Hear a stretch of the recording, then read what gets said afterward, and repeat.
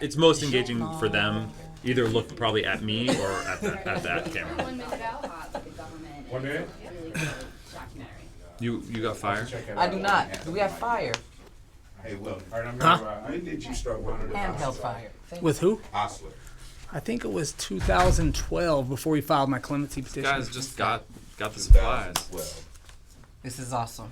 And he filed your clemency, And he negotiated my release. and he negotiated the release. Yes. Wasn't much negotiation. It was it was kind of odd. No one really knows how I got out. Well, maybe we can reveal that Let's find out. once we go live. We're ready to let these gems be dropped. It'll be in the book. Can we do one where one picture for our social media to? Yeah, let's go. We can all tuck in do it. here. Okay. What's your Insta handle so I can type? Whatever Kalia. Kalea. Thank you.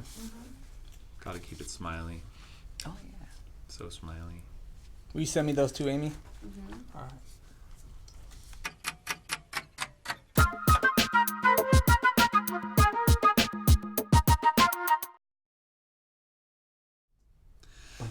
Mary Jane, good afternoon, and welcome once again to About That Time. I'm your host, Noah Rubin, and we are very excited.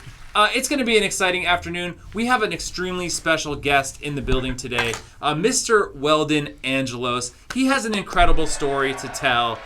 If you guys care about cannabis, you know that cannabis has been getting cracked down on by the feds, by the local authorities for a long time. They've been handing out sentences that are absolutely out of control. Now, correct me if I'm wrong, Mr. Angelos. You were sentenced to 55 years for selling $850, $950 worth About of cannabis? $950,000 Wow. roughly. $950. It was actually 55 years in one day.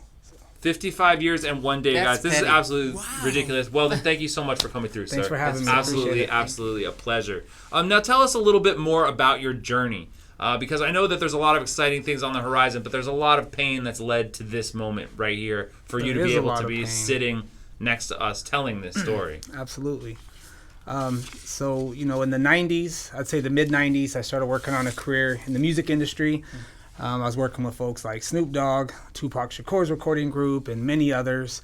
And I was living in Salt Lake City, Utah. So I had the crosshairs on me. Not a lot of big acts out there, and I was bringing big people out to Salt Lake City. I was working in LA a lot, but I was bringing people to Utah. So the local authorities caught wind of us, and marijuana, cannabis is the culture. We were smoking it, selling it, nothing major, just little bits. We were making videos. We made a song with Snoop Dogg and did a video for a song called "Little More Dope to Smoke."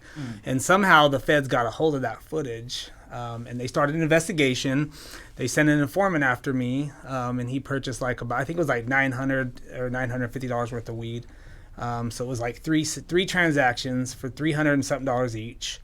And that was it. They couldn't get anything else. The federal government got a hold of this case, and they turned those 3 sales into a 20-count federal indictment where I was facing 105 years of mandatory prison time. Wow. And that just took me out of my career and everything. I had a major deal on the table. I just signed, Badass and Napoleon from the Outlaws, and had a singer, Dante Thomas, and did a documentary with Snoop and all the LBC crew in it. And this case just kind of just took me out of that and ruined my career, ruined my life. And I went to trial, and I won some counts, lost some counts, and I was faced with a mandatory minimum of 55 years. Judge had no choice but to impose it. And thankfully, the judge was actually sympathetic, and he went down kicking and screaming. He couldn't do anything, but he wrote a lengthy opinion decrying the sentence, and he called on the president to commute the sentence to something more just. Oh my goodness. So there's a point where a judge's hands are literally tied. Absolutely. My God. Yeah, absolutely. Now, what's really interesting about your story is obviously you've been able to bring together so many different kinds of people to bring awareness to this issue. Is that something that out of the gate you knew you were going to be able to do? Was that like the game plan? Well, it kind of happened when we were fighting for my release. My judge was, super conservative. So conservatives who are usually against criminal justice reform, they want the longest sentence possible. they looked at this like, maybe there is something wrong. So my judge's, opinion opened the eyes of conservatives, and one of them being Senator Mike Lee, who was actually a prosecutor in the office that prosecuted me. When he was elected to the Senate, he decided he wanted to do something about it. So, my case also attracted a billionaire businessman, Charles Koch. And so, I have all these like celebrities, like, Bonnie Raitt, Mike Epps, even Alicia Keys was supporting my release. And then we have these ultra conservatives who came together in like this coalition, this Unlikely Allies coalition. So when I got out, I knew that I was going to bring these people together to do something amazing.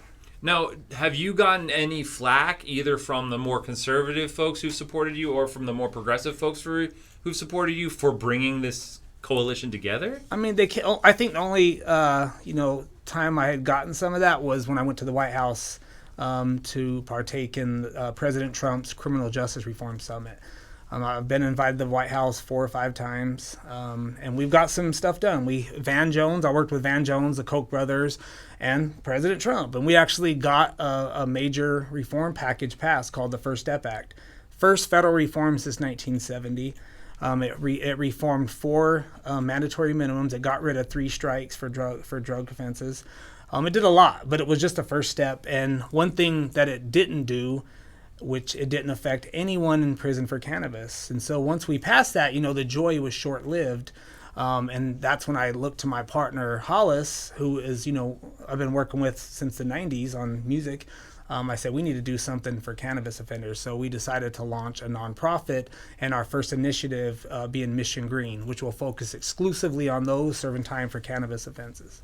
Amazing. That's really amazing. So just so people out there know the full story, so you were sentenced, you went to prison. How much of that sentence did you serve? 13 years in U.S. Penitentiary, Lompoc. What was that like? It was crazy.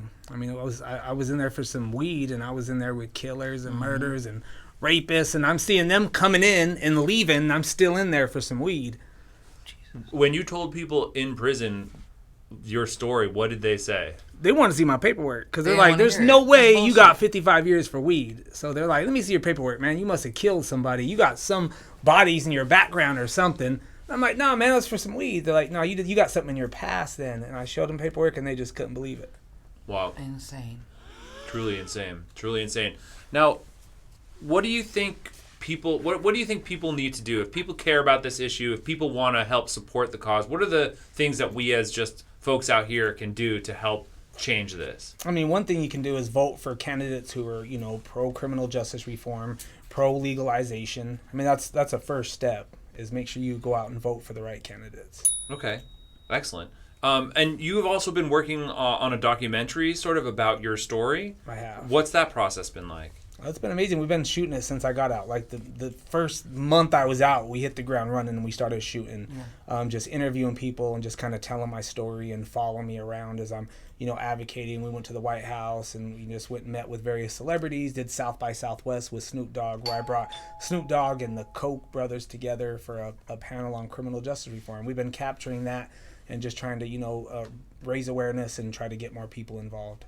Now, I remember when that panel happened, people were very confused about the fact that Snoop was going to share a stage with the Koch brothers. Can you help folks out there understand why folks like the Koch brothers, who we think of as conservatives or against progressive causes that we all hold dear, why are they advocating for this criminal justice reform issue? So Charles Koch has always been on this. Well, not always, but he has for like the last 15, 16, 17 years silently.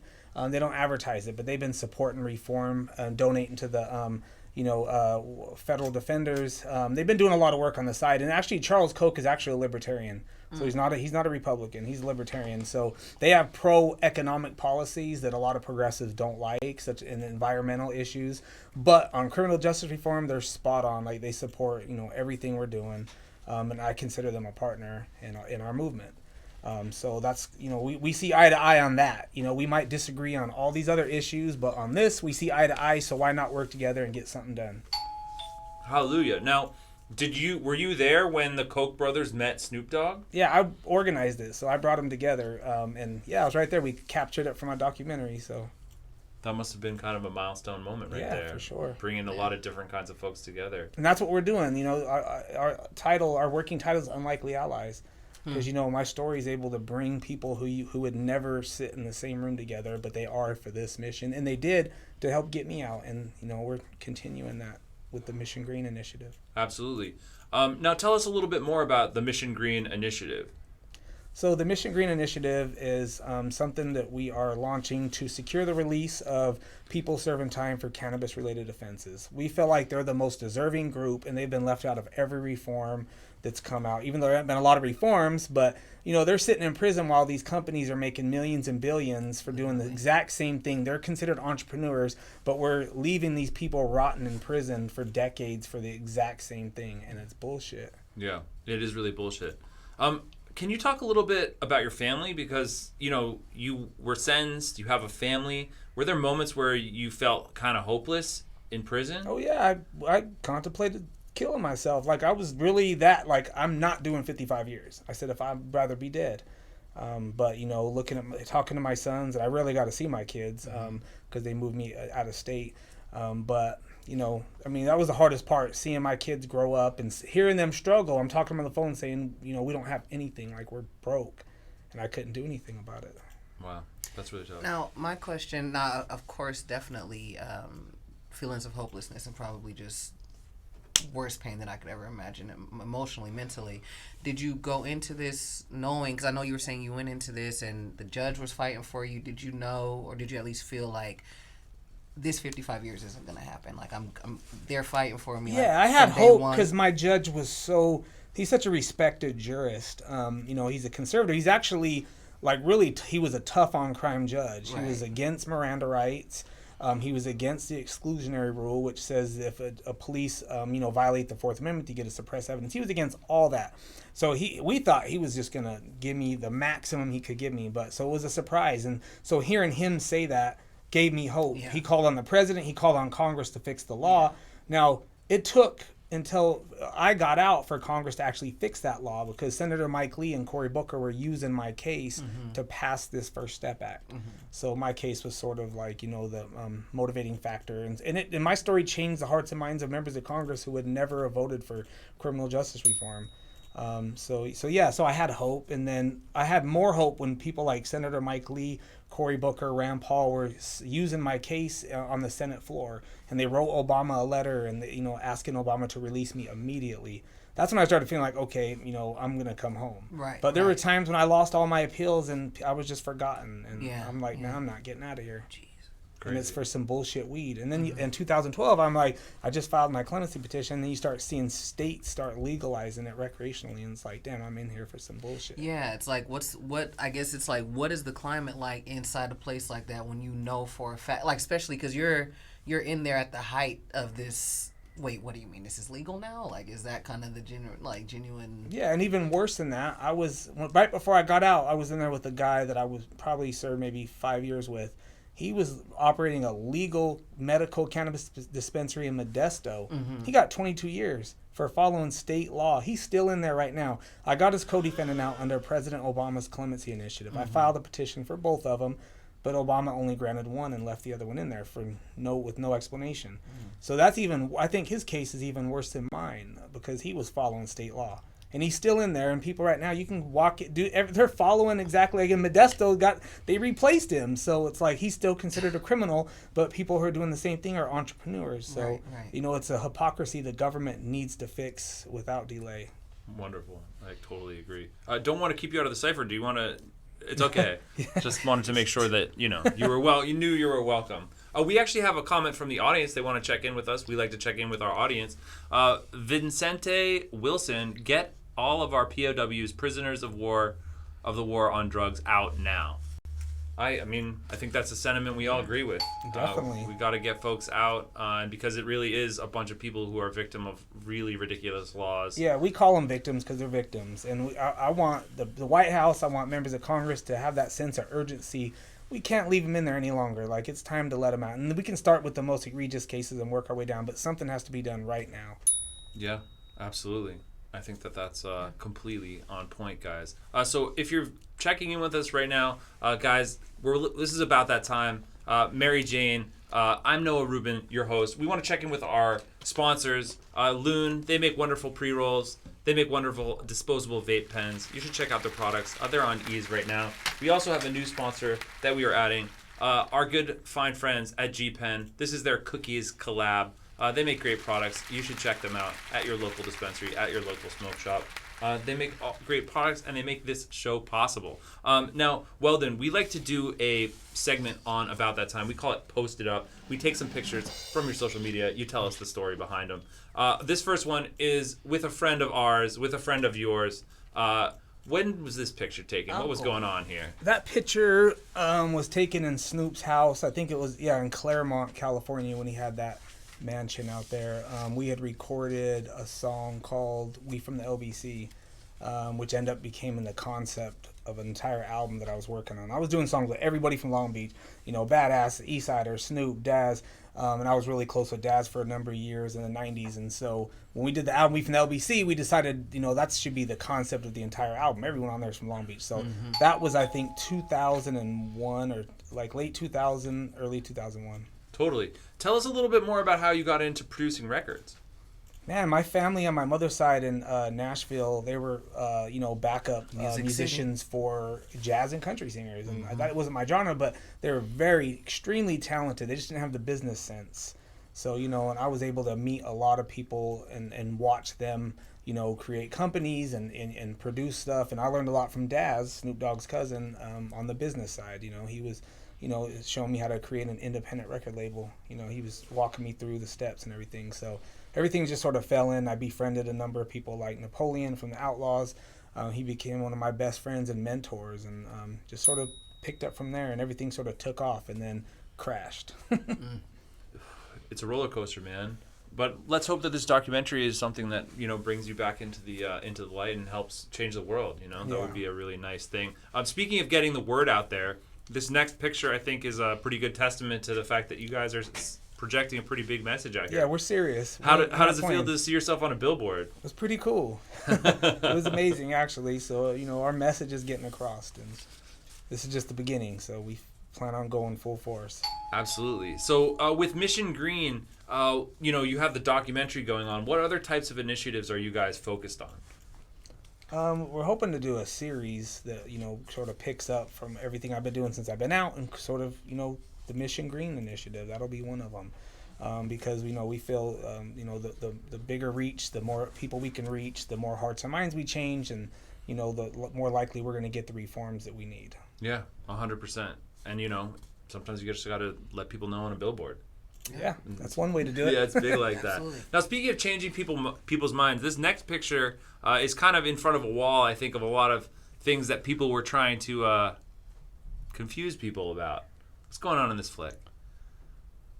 Yeah, it was that's an exhibit at the Weed Maps Museum of Weed. And it looks like this is a bunch of like kind of old propaganda. Yeah, like, that's what. They're showing the old, reefer madness propaganda. Totally. Now, coming up in being based in Salt Lake City, I'm guessing, obviously folks who live in California, it's a whole different ballgame. What were the perception of people around you, like being into weed, being into the music that you were in Salt Lake? Tell us a little bit about that dichotomy. Salt Lake's okay. Everyone, when they say Salt Lake, they think of Utah. Utah's different. Okay, Utah is like really conservative, really Mormon. Salt Lake City itself is extremely liberal. So it's like you got one spot in whole entire Utah that's actually really liberal. It's like the Austin of Utah. We had a full gay, you had a gay mayor. You had a liberal mayor protesting Bush every time he came to Utah. So Salt Lake City itself is really liberal, and it's it's different. But when you start going in the outskirts is when you get really conservative. That's how I got convicted. Like, I interviewed my jurors after, and they were extremely Mormon, had no contact with the system or even the city. So, that's the difference. And, the people who were investigating me were from, the other side. So, that's sort of how. Salt Lake. Yes. So, so and it's just a little different there. But, I was going back and forth. So I've lived in Tennessee too. mother's side of the family. My mother lives in California or out here, but her side of the family are from Nashville. Interesting. Yeah. Very cool. Well, obviously you've been connecting with a lot of really cool folks on this mission. This next flick is also with someone who we hold close to our hearts. Tell us a little bit about what's going on in here. Oh, Ice Cube. I love Ice Cube, man. He's one of my favorite entertainers.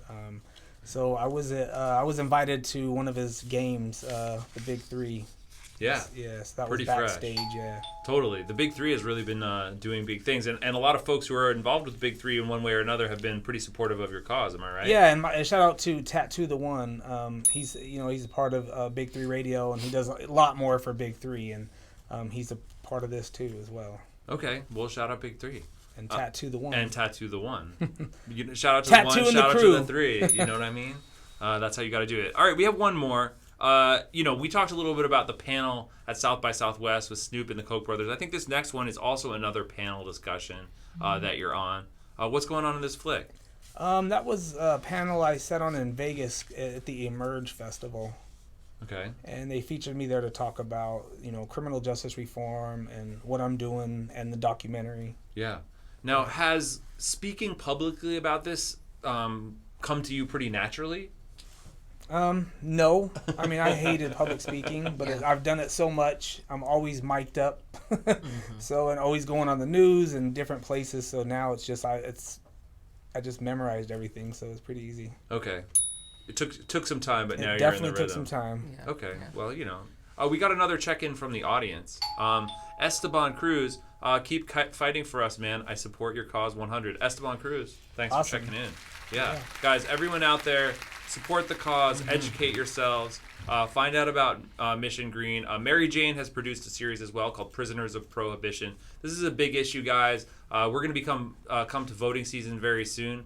Make sure you do your homework. Make sure you know where people stand on this issue. Make sure you know where people have been standing on this issue, because cannabis has created a lot of followers and a lot of people that are playing as though they're supporters of this issue, but they haven't really been repping for a very long time. So it's important they rep now, but there's also, I think, a lot of snakes out there. Yeah, a lot of people running for Congress or current members of Congress say they'll support cannabis. When they get in office, they don't do it. Yeah. There's So been so much talk. there's a lot of talk, guys. Make sure that there's walk if there's going to be talk. Yeah. Right? It's hard to discern sometimes, but we got to try. The great theologian Quavo said, "Walk it like I talk it, I believe." I think so. That's a That's what I got. quote right there. Now, Weldon, we also have some friends that we like to hang with here on About That Time. They're the Critter Clique. We got our lion here. Clarence. Clarence the lion. He comes and hangs out with us. Clarence? Yeah, It's been a while. He changed when the live action Lion King came out. He Does he hasn't smoke? been back since. A little. Yeah, he's smoker friendly for sure. Okay. He wouldn't That's be what that he's chill. opening his he mouth looks for like it. he Give me the does. blunt. He wants to hit Blunt. that. Yeah, it's true. Actually, let's see. I don't know if this is legal, guys. The PETA people might get mad at us. Can we get? Clarence, you with it? Clarence, You want to hit that?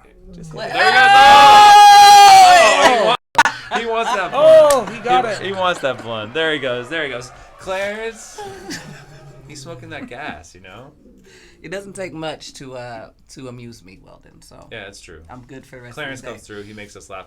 Mary Jane, thank you guys for checking in with us. This is About That Time. I'm your host, Noah Rubin. We're hanging with Weldon Angelos, learning all about the Mission Green movement, Yes. learning about prison reform, criminal justice reform, why you guys need to be voting when the time is right for a candidate that supports changing the political system, getting prisoners out, saving taxpayers money, and ultimately making our system a more equitable one for everyone. Now, are you interested in any kind of cannabis businesses now as well? Yeah, absolutely. All right. I mean, I I think want to you be should in the be given industry a few. because the music career is over with. The ship sailed on that, but I definitely want to be eventually in the industry. Totally. Well, there's a lot of opportunity out there, and there are programs being set up to help folks who've been victims of these kinds of arcane laws. So let's shout out all our future entrepreneurs that are going to be getting out and making great products for us to consume. Now, Weldon, we like to do a segment we call Roll the News. We take some headlines from around the world. We talk about it. We want to make sure everyone is up with the latest news. Our first story is not about cannabis. It is about robots. Boston Dynamics. Now, these guys make robots. You've seen a lot of viral videos with their dog and stuff like that. Their first product spot is actually going to be released into the market. Now, we've been watching these videos. Have you guys seen these videos of like the robot dog that like walks around and like falls down on ice and stuff like that? These videos get millions of views, but now their first consumer product that's actually going to be starting to be released into the marketplace is available. Do you guys think robots are going to take over the world and destroy us? I'm not with it. I don't know. I don't. I like my dog with fur and drool. You know, the occasional accident on the carpet. I don't want my dog to hold me at gunpoint one day. You never know. Did you guys see the Black Mirror episode with the like drone dogs? I did. That was I didn't scary. see that. It was scary.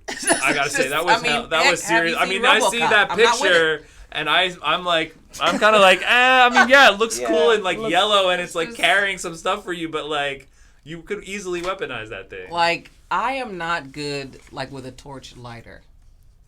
Keep that far away from me. Like, Yeah. no way. How do you I don't pet? know. Well, how do you pet him? Doesn't look very snuggable. Is there a pet button? I'm not with this. What do you think, Weldon? No.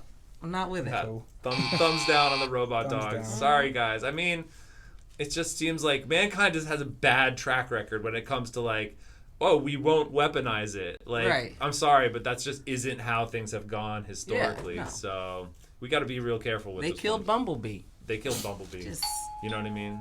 That's Please. hurtful. That's We're done. hurtful right We're there. done. All right, we have a cannabis-related headline next, guys. New York, Connecticut, and New Jersey governors plan to meet to discuss marijuana legalization. Now, this has been a story we've been following for a while.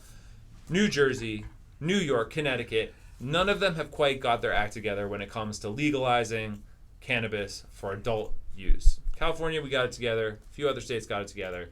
It seemed like New Jersey was going to win.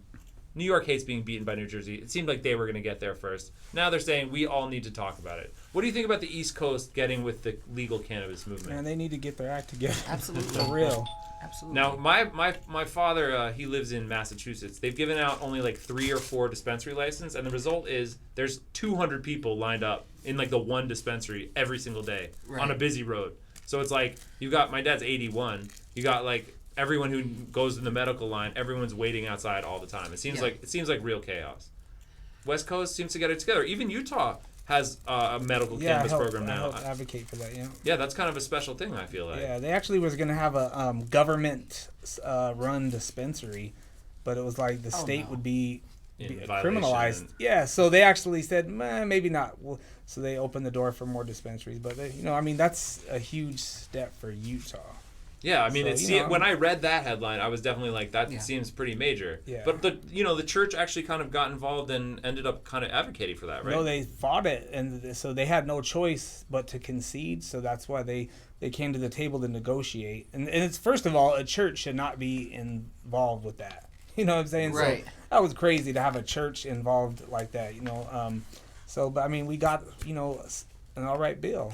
I mean, it's okay. I mean, it's not the best. We have to have it in blister packs. Right. In blister pack gram nugs or whatever. Right. And you gotta vape it, like you can't burn it, so it's weird. But Well, it's we got something. It's so. interesting you mentioned that because one of the things that New York, New Jersey, and Connecticut are discussing is making sure their laws are synced up. Because when Cuomo passed the medical bill in New York, he said yes to the medical bill, but no smoking allowed. You couldn't get anything that was intended to be smoked, which seems like many people that's their preferred ingestion method. Absolutely. So the reason they're syncing up is because if New Jersey says it's okay, we're going to sell smokables, but New York doesn't, the PATH train is going to get real lit real quick. It's going to be a really great time to commute from New York to New Jersey, get your smokables, and come back. Listen. So no flour? Is that what he wanted? Ultimately, yeah. So if they sync up and they come to terms and they realize that the vast majority of people are going to want to have access to something smokable. Well, the reason why you need flour is because when you legalize flour, you stop the harassment of police that pull you over and say, "Oh, I smell marijuana in your car. I need to search it." If it's legal, they can't do that. But if the flour is illegal, they still have an excuse to pull you over and shake you down. Right. And that leads to all kinds of other problems. Yeah, and they do that. I've been pulled over plenty of times. I smell weed, get out of the car. They're looking for a gun or something else. They say that all the time. So if you legalize it, you get rid of that. So I think that's one of the important reasons why you need to legalize flour. Flour is essential, guys. Yes. I mean, It's flour like, power. It's listen, we're Americans. We're about tradition here. This is tradition. Get the vapes out of here. Our founding fathers, you think they had vapes? No. Oh, they were growing hemp and smoking You it, damn right. chilling out, enjoying writing the Constitution on it, right? Yeah, you know they ripped off a bottom Yeah, of they the did. Constitution. They were like, all right, now, let's Yeah. make sure. I mean, like we often do here on the show, you know, like we're running out of rolling papers. We have no idea what's going on. Right. You know, sometimes you got to rip the Constitution just to roll one up. That's reasonable. Totally reasonable. I think we have another check-in from the audience. Easy Android, am I the only one that is staring at the woman smoking and she ain't sharing? Easy Android. Let me tell you what's happening. Kalia. Hold on. Let me address that. Your Android phone must have lost service because we've been going back and forth, my friend. So I'm gonna need you to force close your app. You may have to restart your device, take the battery out. I know there's a battery in your phone. Go ahead and take the battery out. Put that back in, restart the phone, Easy Android, and then you're with us live on About That Time. There you go. And call Sprint customer service while you're at it, you know? Well, That was your phone. That wasn't me. That's pretty good. Yeah, it was. Thank you. It's a really good freeze frame, guys. That was very expertly generated. Okay, really good. What kind is that? we have one more story on tonight's installment of Roll the It News. is. Hold on one moment, Noah. He would Okay. like to know this is Noah's. You want to know what that was, what we had here? It's true. Today we're smells smoking on really some good. Old Pal. Open this thing. that's Oh, there you go. Your child-proof packaging. You know, this is the cost-effective cannabis that you find across the state of California right now. Oh, Noah Rubin, ladies and gentlemen. Hey, I'm not a paid endorsement, guys. So, full disclosure. We have one more story on Roll the News tonight. Joker is a new movie coming out. They've just announced it will not play at the Aurora Theater in Colorado, where the site of the 2012 mass shooting occurred during a Batman screening. So this movie is already causing some controversy. It doesn't come out until October 4th, but people are saying that it too closely mirrors a lot of the kind of mass shootings that we've been witnessing here in the United States over the last couple decades. What do you think about the Joker movie? Too controversial? Yeah. A little bit. Your kids are still fairly young, is that right? 22 and 20. All right, so they've gotten out of the high school realm, but there must have still been some concern when they were in high school, because that's something that happens now. That's For something sure, that yeah. I feel like when I was growing up or when you were growing up, I never thought that would be something that would potentially happen. But No, it was like shootings, but not like that. No. It wasn't no mass shootings where people were just coming out killing randomly. right, They were targeted. Yeah. yeah, So, it was about something different. way different, yes. The movie does still seem kind of lit. Did you guys watch it? You didn't happen to watch the trailer, did I you? watched the trailer, and see, it's causing a different type of controversy, I guess, in my circles, because he was a comedian. So you have a lot of comics now that are like, okay, here go the weirdos that are about to hit the stage and blah, blah, blah, blah. There's a lot of just little banter back and forth in comedy forums right now based on that. Kind of the weird side of comedy, the dark open mic. I'm not really a comedian, but I hate my boss, so let me just get on this stage and say the N-word and pussy a lot. So you're already seeing that since the trailer dropped. I saw a man at a open mic night in full Joker outfit, and this was before October, because it's still that. The door is open. That's The what door you're is saying. open, yeah. Okay. Now, do you think you could play the Joker? Do I think I could play anything? Holler at Kalia. She is ready. Yeah, I could definitely. Maybe a Joker remake. Yeah. We'll see how this one goes. I mean, Hollywood is on our side right now. And that's like, as much as the backlash would make them do it even more, because it's going to sell tickets. It's true. Like, people were mad about The Little Mermaid. And I got my advance tickets. You got to ride the wave of controversy. See what's going on. Kalia for the Joker. Can we make that a hashtag? That's my Joker That's face. convincing. You got a good Joker face. That's some people have a poker face. You have a Joker face. Wow. All right, Joaquin Phoenix. People are protesting. Parents of the victims of the shooting are also sending letters. It's entertainment, but we are in a time where things are really wild, and who knows what would cause people to do crazy things, I suppose. Mass shootings, Joker, Batman. Try to keep it chill. You know, it's just a movie, guys. It is. Yeah. But is it? Uh-oh. What do you think? Is it? I don't think anything is just anything anymore. Everything is made with intent. Everything is made with intent. Okay. You know? So, no, I don't think it's just a movie. It's more than just a movie. Oh, yeah. What about Little Mermaid? Is Little Mermaid just a movie? Absolutely not. You think it's not bitches right now swimming around trying to get on land?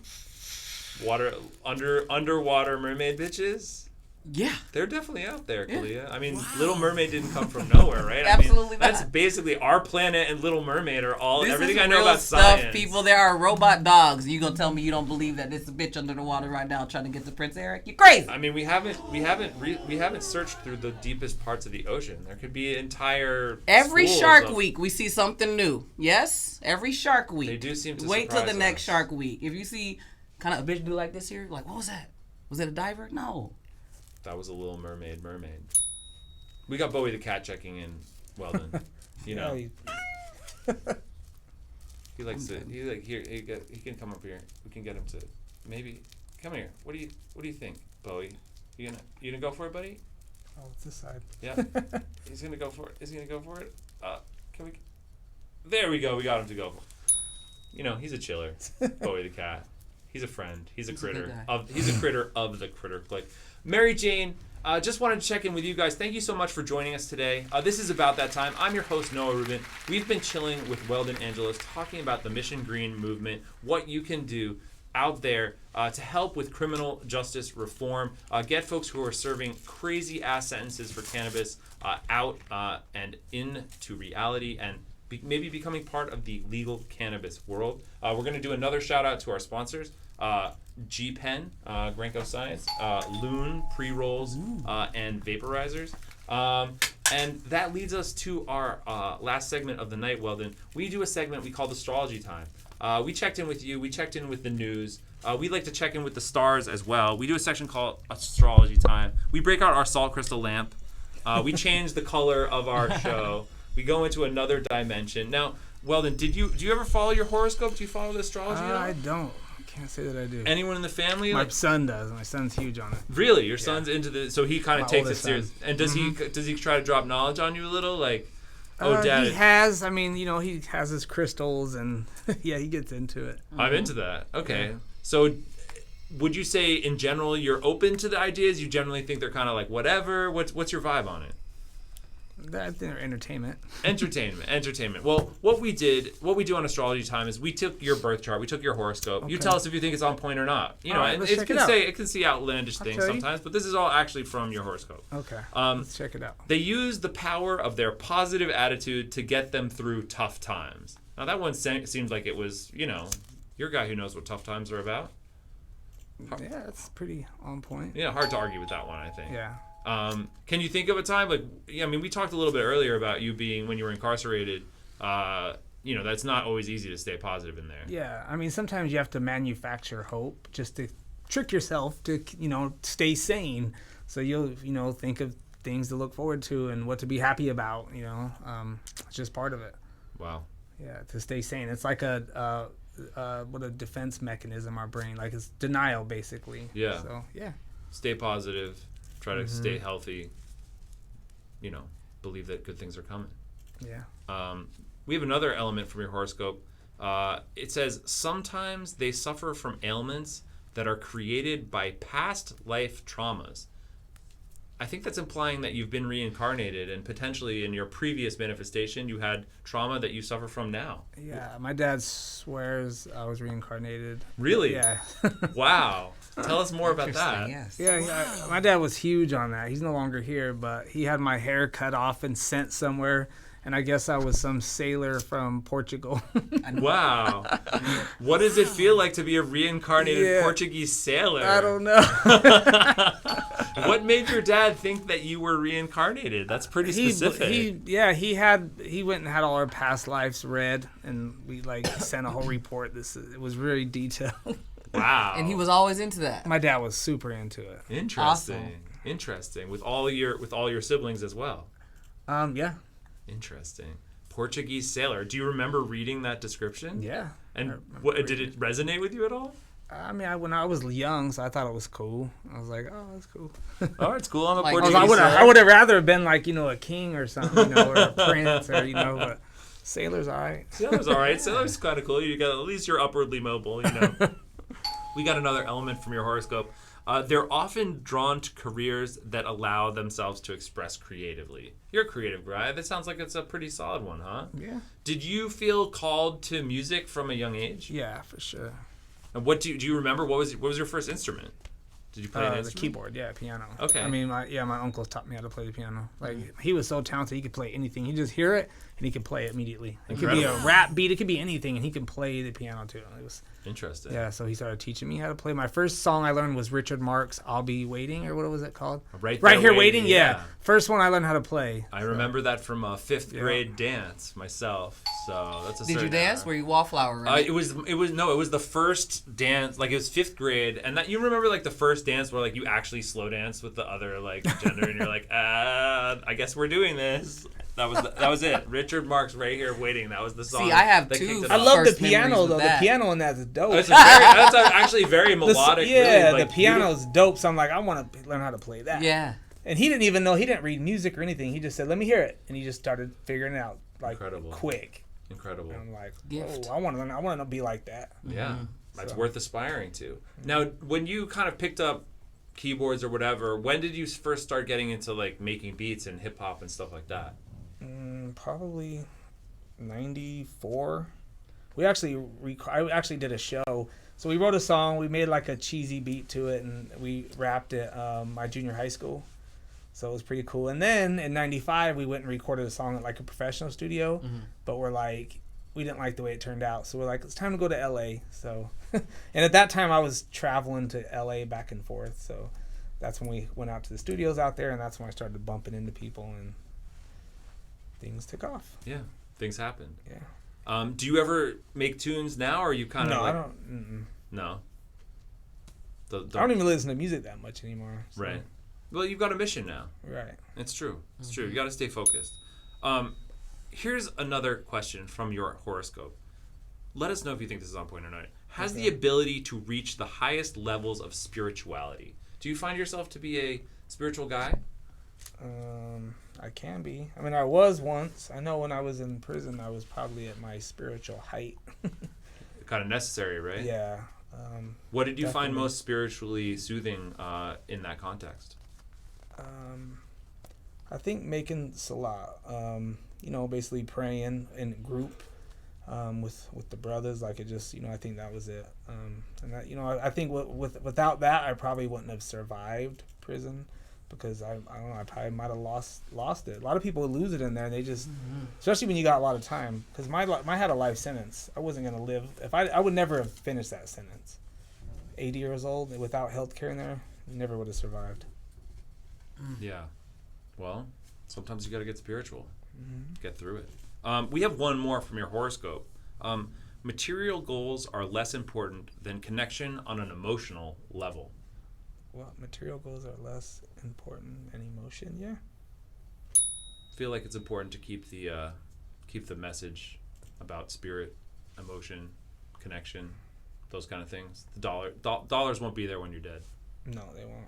No, but the love will survive. Yep. Potentially be reincarnated, like as a Portuguese sailor know. or something like that. Yeah. Now I want to be. I don't know.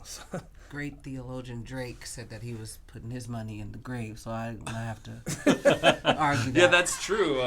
That's quite a hook. I mean, the guy's getting buried with those dollars. It's a little bit dark. I mean, maybe you should just give those dollars to people who really need them That part. instead I of burying disagree, though. yourself. with You live dollars. on like through your deeds. All your Yes. deeds you do. That's how you live on through your deeds.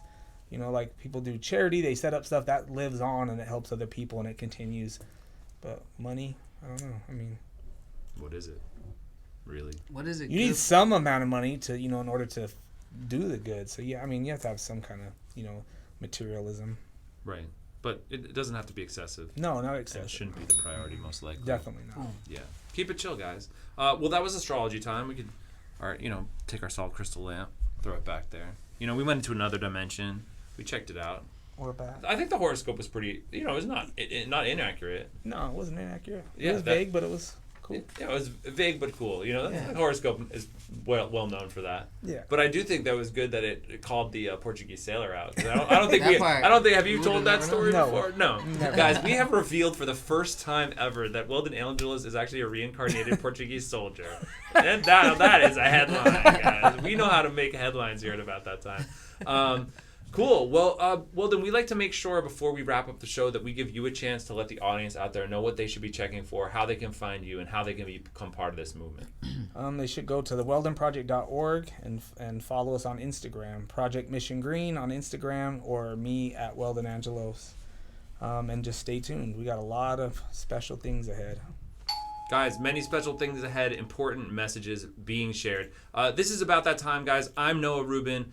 We really appreciate you guys checking in today. Kalia McNeil, the co-host with the most. Shout out to G-Pen, our sponsors. Shout out to Loon, pre-rolls, and vaporizers. Guys, it's been About That Time. With us very soon because it's going to be lit.